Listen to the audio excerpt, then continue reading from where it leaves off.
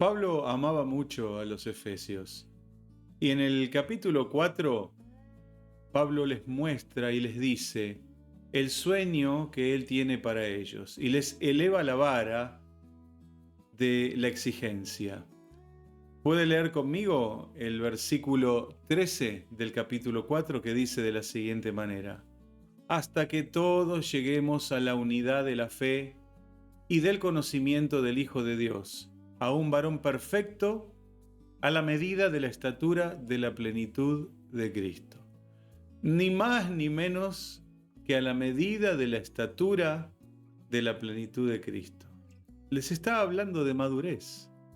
Él les está diciendo que tienen que crecer y tienen que madurar de tal manera que lleguen a la estatura de Jesucristo, que es finalmente nuestro modelo, nuestro ejemplo y la única vara con la cual podemos medirnos. Si nos medimos con otras personas, vamos a ser injustos, pero la única manera de medirnos con justicia es cuando todos tomamos un patrón común, un patrón único, que es Jesús, y nos comparamos simplemente con Él. La fe tiene que ser desarrollada de tal manera que alcance una madurez. Y la madurez, usted sabe muy bien, es una cualidad que indica el desarrollo completo de un ser, o podría ser de un proceso, en el caso que estuviéramos refiriéndonos a algo inmaterial. Pero hablemos de los seres vivos.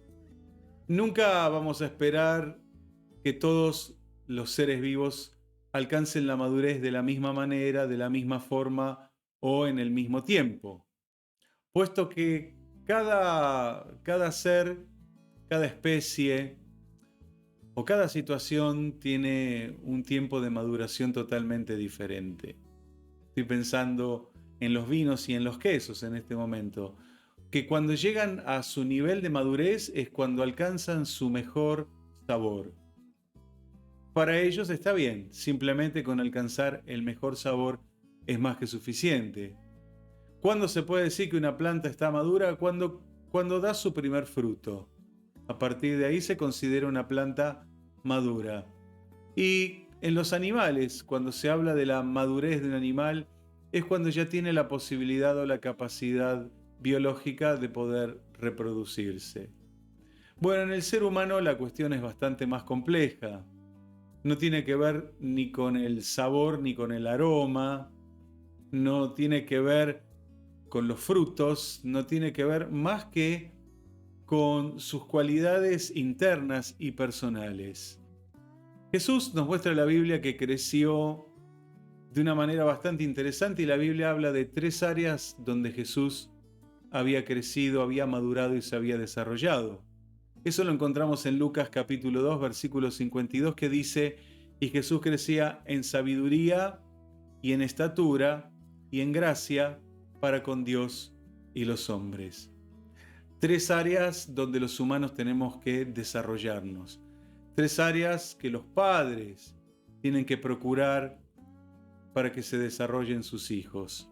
La sabiduría, que tiene que ver con los procesos mentales, tiene que ver con el estudio, la preparación, la capacitación. La estatura tiene que ver con el desarrollo físico, con la alimentación, con el descanso, con el ejercicio, con una vida sana y saludable. Y con la gracia, que tiene que ver con el desarrollo de la vida espiritual a partir del conocimiento de las verdades de Dios, de su palabra y de una perfecta relación con Él.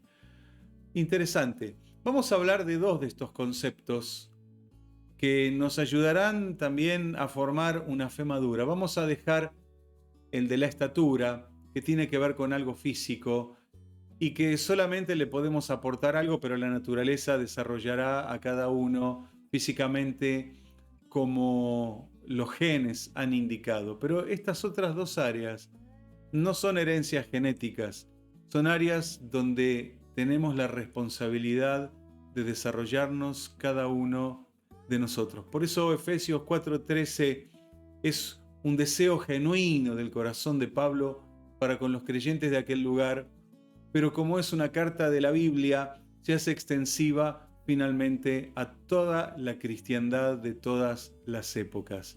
Hablemos de la primera área, esa primera cualidad que va a formar una fe madura que se llama la sabiduría. Esta área es exclusiva de la humanidad. No hay otro ser biológico que pueda adquirir sabiduría más que el ser humano. Los animales no tienen la capacidad de adquirir sabiduría. Tal vez un animal podrá tener experiencia de haber vivido ciertos momentos o ciertas circunstancias en su vida que le darán algún tipo de aptitud. Las plantas decididamente no pueden adquirir experiencia, están sujetas y limitadas al suelo que las contiene. Los seres humanos somos aquellos que podemos desarrollar la sabiduría. Aunque los ángeles, vamos a ver en la Biblia que son sabios, no tienen ellos ya nada para aprender. Han alcanzado su nivel máximo de conocimiento, han alcanzado su nivel máximo de sabiduría y el desarrollo que han alcanzado es el máximo que su especie puede llegar a alcanzar, hablando de los seres morales que Dios ha creado. Dios los hizo de esa manera y así permanecerán por siempre. Los animales son otros tipos de seres que van a vivir aprendiendo de las experiencias diarias y cotidianas.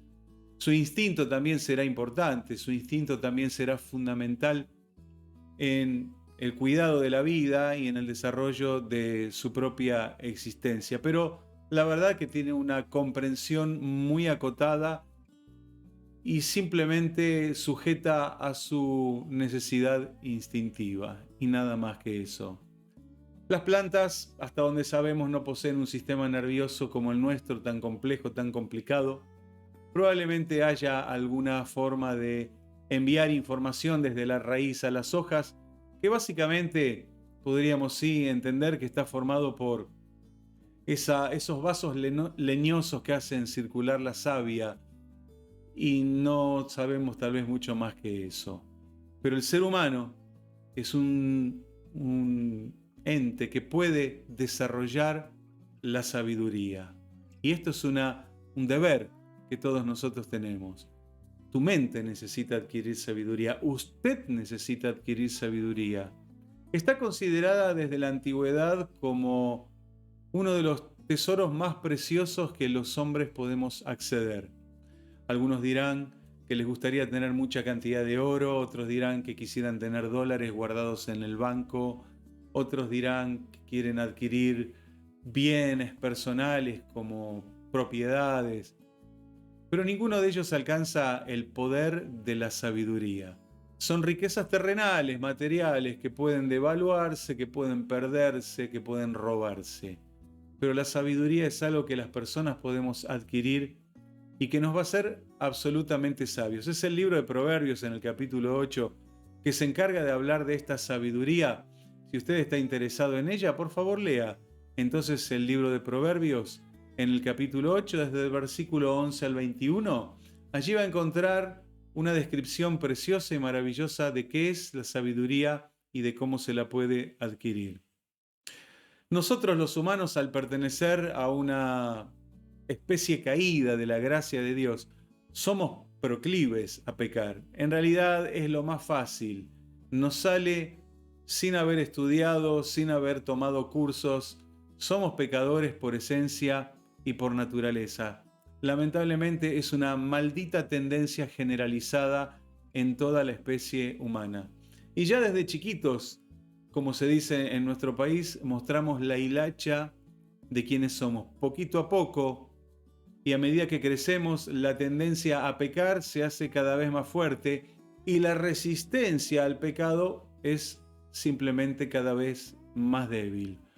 Y nos transformamos en pecadores, en personas que vivimos lejos de Dios por nuestra propia naturaleza pecaminosa, elegimos nuestro propio camino, hacemos nuestras propias reglas y lo ignoramos a Dios a veces hasta el último momento de nuestra vida, donde muchos se acuerdan: Dios, ¿dónde estás? Pero bueno, ya casi no tienen tiempo de poder experimentar la salvación en su alma y en su corazón. La Biblia es uno de los libros que nos hace sabios. Tenemos que desarrollarnos intelectualmente. ¿Cómo? A través del estudio y de la educación por medio de la palabra de Dios. Aquí tendremos una gran ventaja que la mayoría de los mortales no llega a alcanzar: conocer la palabra de Dios. No hay otra forma de parecerse a Jesús más que conociendo lo que la Biblia dice y moviéndonos bajo los principios que ella misma enseña.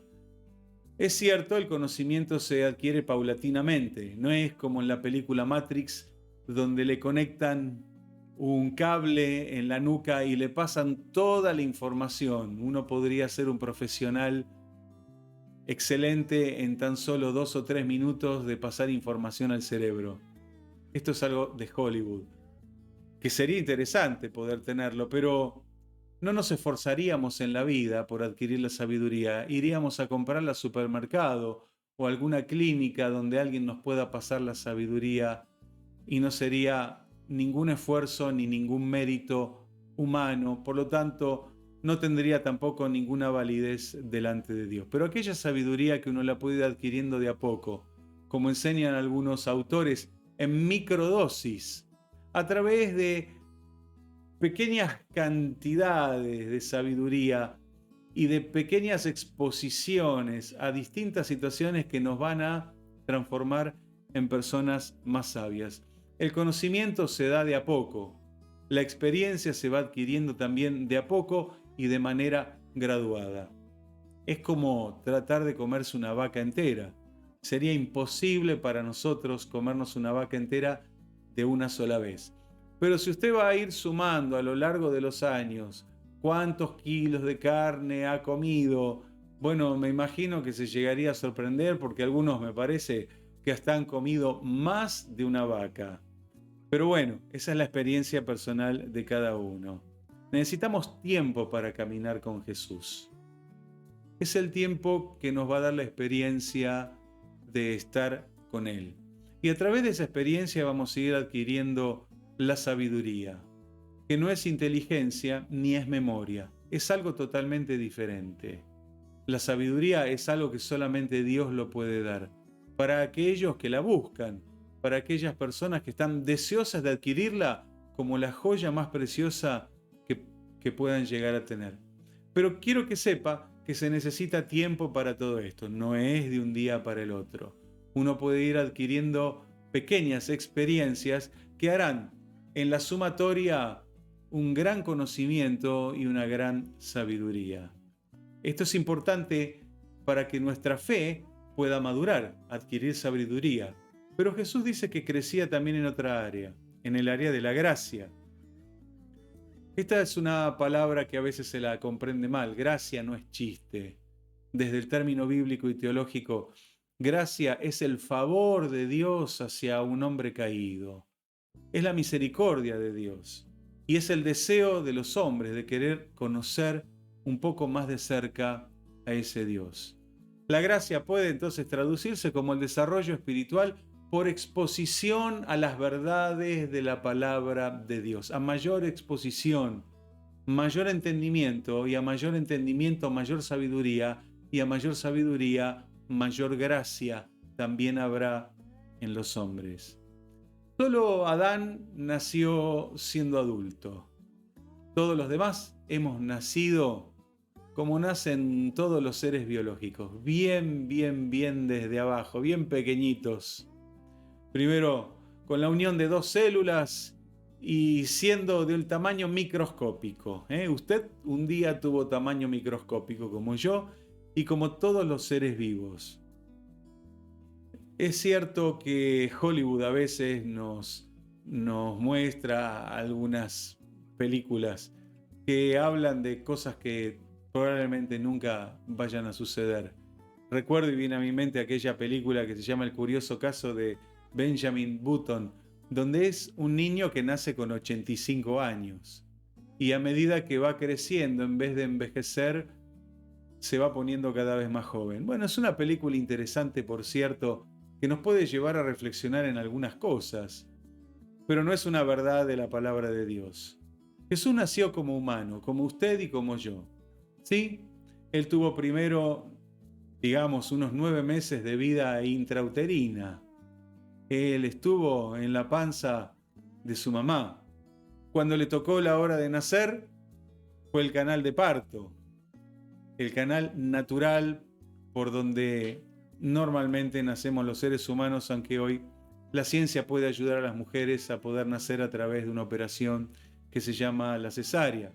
Jesús también tuvo una placenta que lo unió a su mamá y donde la mamá le compartía los alimentos y el oxígeno que él necesitó para poder desarrollarse dentro de ese útero.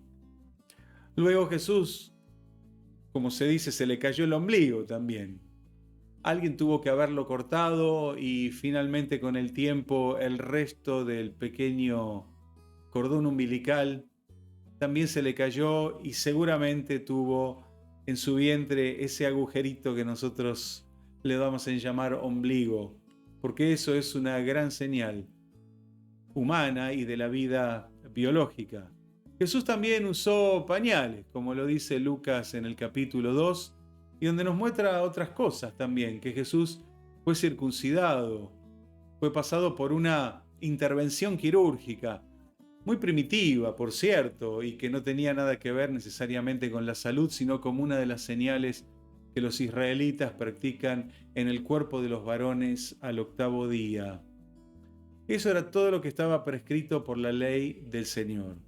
Pero fíjese que la vida de Jesús fue semejante a la suya. Él tuvo también necesidades, tuvo que alimentarse, estuvo cansado, muchas veces se durmió aún en el medio de una tormenta, tuvo que retirarse con sus discípulos para compartir un momento un poquitito más relajado con sus amigos. Habrá tenido distintas experiencias de la vida, tuvo que ir a un colegio, de alguna manera aprendió a leer porque él leyó el libro de Isaías en la sinagoga cuando se lo ofrecieron. Jesús tuvo que pasar las mismas experiencias de vida que usted y que yo tengo que pasar. Habrá tenido necesidades de todo tipo. Habrá ido al baño exactamente igual que como va usted y que como voy yo. De la misma manera. Y no es un sacrilegio pensar a Jesús de esta forma, porque Él fue humano. El libro de los Hebreos nos dice que el sumo sacerdote tenía que identificarse en todo sentido con aquellas personas que Él iba a representar. Y Jesús fue nuestro sumo sacerdote.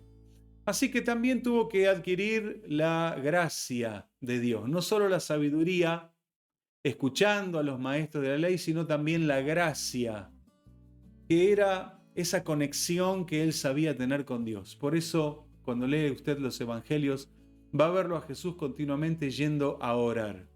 No lo va a encontrar a Jesús tomándose un cafecito en la esquina, no lo va a ver jugando con una PlayStation. A Jesús usted no lo va a ver jugando a la pelota todo el día.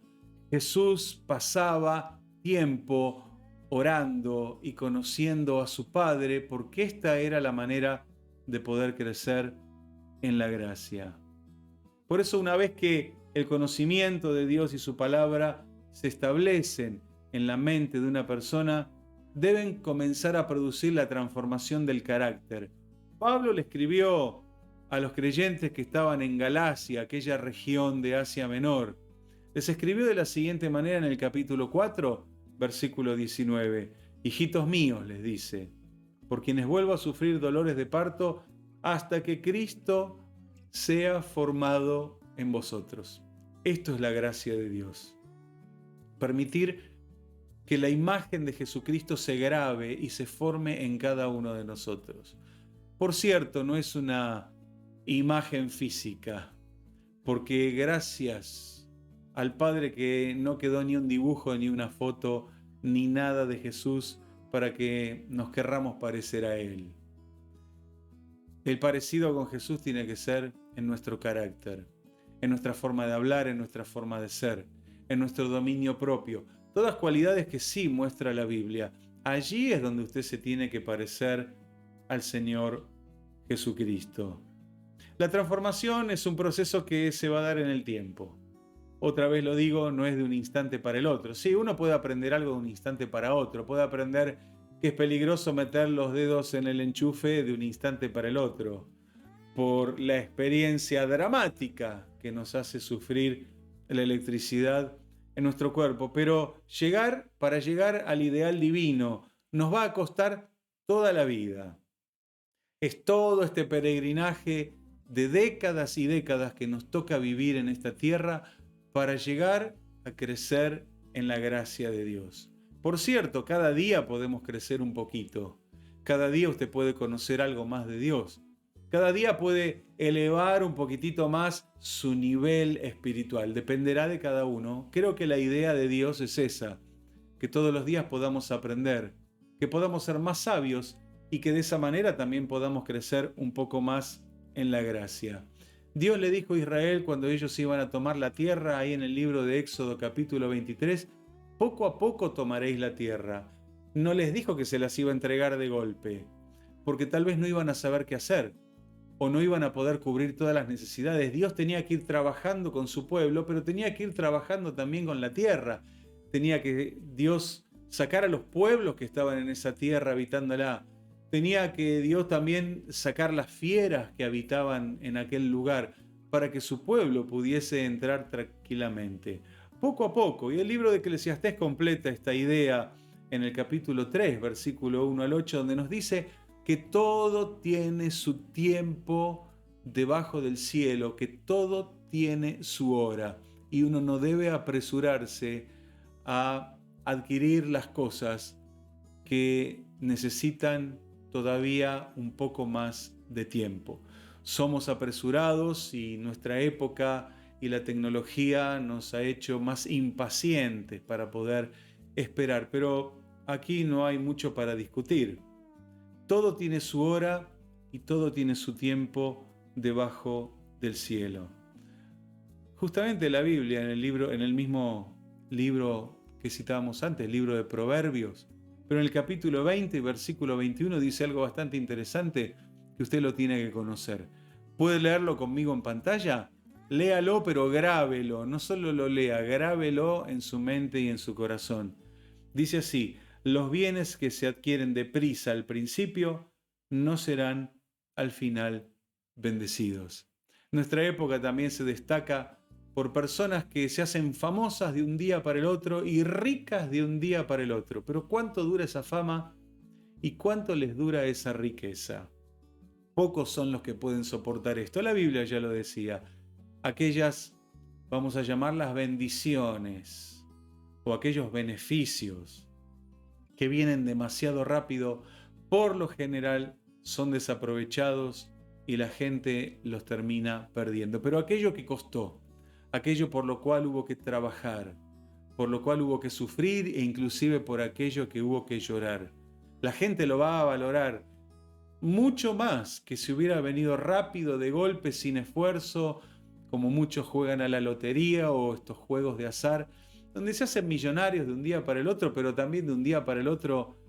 Usted debe conocer historias, y yo las conozco, de gente que ganaron millones y millones y en poquito tiempo no solo los perdieron, sino aún perdieron lo poco que también tenían antes. Así que creo que la Biblia tiene razón. Tenemos que ponernos la mano en el corazón y reconocer que la Biblia es la palabra de Dios y que tiene razones para darnos a nosotros en esta tierra. Dedique tiempo para crecer en la gracia. No viene rápido, es lento, pero es progresivo y usted lo va a ir notando poco a poco. Y tal vez un día alguien diga que usted es una persona gran, muy sabia, muy grande y muy sabio. Y tal vez ni siquiera usted se va a dar cuenta de eso. ¿Por qué?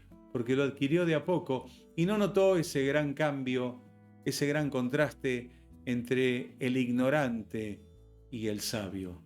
Pero sí le puedo asegurar que va a cosechar todos los beneficios. A nadie nos gusta adquirir algo que no está desarrollado. A un niño, si usted le entrega un juego de PlayStation que no está desarrollado por sus creadores, no le va a gustar, porque va a fallar, se va a bloquear, va a quedar trabado en algún momento y va a decir no sirve. No es algo que maduró, no es algo que se tomó el tiempo para hacerlo madurar. Tampoco nos gusta comer las frutas verdes. Tomar una manzana verde, pero no por su clase de verde, sino en un proceso de inmadurez, usted la va a comer y va a tener un sabor espantoso, porque no se ha desarrollado, no ha podido madurar. Y justamente una de las características de la madurez es el buen sabor en el caso de una fruta. Un cuerpo físico que no se ha desarrollado es inmaduro, es débil, no estará preparado para enfrentar los desafíos de esta vida. Y un creyente insensato, un creyente abatido, un creyente ignorante de la palabra de Dios, tampoco es algo que a Dios le agrade. Dios quiere que podamos todos crecer, que podamos realmente tener una fe madura. ¿Y cómo podemos alcanzar esa fe madura? Bueno, con estos dos pasos, con estas dos cualidades, adquiriendo estas dos cualidades que acabamos de leer en el pasaje al principio de este mensaje, que Jesús crecía en sabiduría, en estatura y en gracia para con Dios y los hombres. Crezca, desarróllese para que se desarrolle su fe mucho más todavía. Si usted cree que estaba en un alto nivel, pues usted todavía puede seguir creciendo y puede seguir desarrollándose de una manera especial. ¿Vamos a orar juntos? Yo le pido que usted cierre sus ojos y me acompañe en esta simple oración. Amado Jesús, gracias te damos por habernos permitido compartir tu palabra. En ella hemos aprendido, Señor, y a través de este mensaje fundamentado en tu palabra, hemos aprendido, Señor, que nuestra fe madura a través de la adquisición de la sabiduría y a través del crecimiento en la gracia. Todo esto, Señor, será un esfuerzo para cada uno de nosotros, pero sabemos que nos darás la fuerza, la capacidad para poder crecer y desarrollarnos. Y poder, Señor, tener esa fe que tú esperas que todos los cristianos tengamos. Tomamos este consejo de Pablo, Señor, para los efesios y, Señor, lo apropiamos en nuestra vida. Gracias te damos por darnos esta oportunidad de poder crecer, de desarrollarnos y tener una fe madura.